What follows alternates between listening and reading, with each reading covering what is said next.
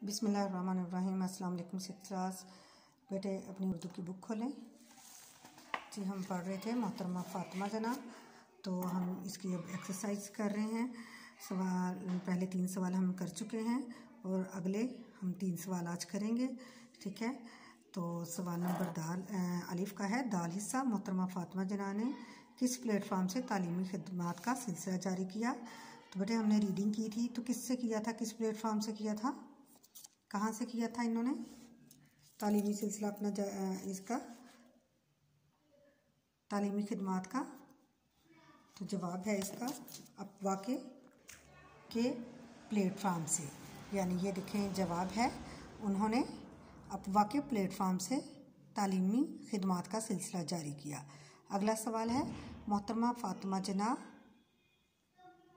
की किन खूबियों कौन सी खिदमात आबिसर से लिखने के लायक है। वो मोहतरमा फ़ातिमा जना की कौन सी खिदमात थी जो आबिसर से लिखने के, आबिसर क्या होता है, सोने के पानी से कौन सी चीज़ें लिखने के काबिल थी।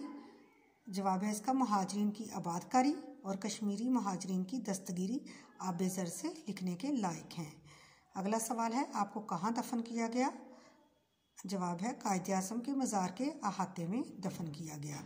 ठीक है बेटे, आज हमारे सवाल जवाब मुकम्मल हो गए। आपने इन सब सवालों के जवाब जो हैं अच्छे से याद करने हैं, अपनी और कॉपी पे अच्छे से लिखनी है। ओके जी, अल्लाह हाफिज़।